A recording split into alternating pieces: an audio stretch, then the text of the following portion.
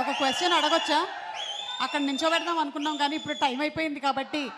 ప్రశాంత్ వర్మ యూనివర్స్లో చాలా కథలు ఉన్నాయి, ఇంకా నానితో ఒక సినిమా తీయలేదు ఎందుకు?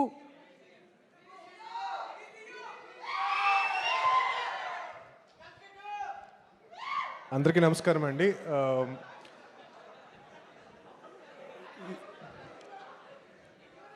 అంటే ఈ క్వశ్చన్కి ఆన్సర్ వస్తుందా లేదా?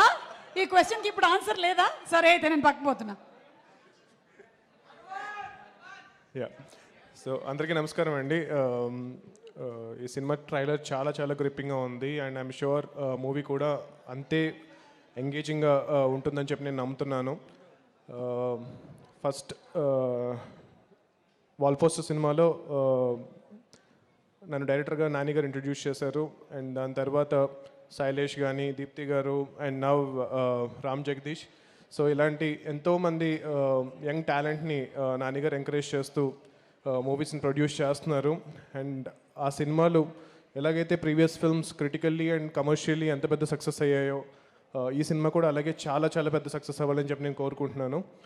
అండ్ కోఇన్సిడెంటలీ ఈరోజు morning I was just speaking to one of అంటే నేను పీవీసీలో ప్రొడ్యూస్ చేస్తున్న మూవీస్లో ఒక డైరెక్టర్తో నేను చెప్తున్నాను, నాకు ఫస్ట్ ఫిల్మ్ చేస్తున్నప్పుడు నానిగారు టోల్డ్ మీ దిస్ అని చెప్తున్న టైంలోనే కరెక్ట్గా నానిగారి నుంచి కాల్ వచ్చింది ఈవెంట్ గురించి.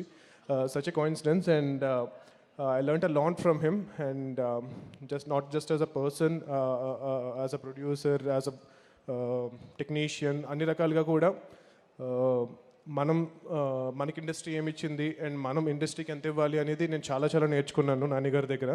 Thank you so much Nani గారు, ప్రశాంతి గారు for encouraging me with my first film. And today ఈరోజు నేను మీ ముందు నుంచి ఇలా మాట్లాడుతున్నాను, ఒక యూనివర్స్ క్రియేట్ చేయగలుగుతున్నాను. నేను కానీ శైలేష్ కానీ he's creating one more universe and that is all because of Nani garu. And thank you so much. జై హనుమాన్, జై Hind. Thank you so much.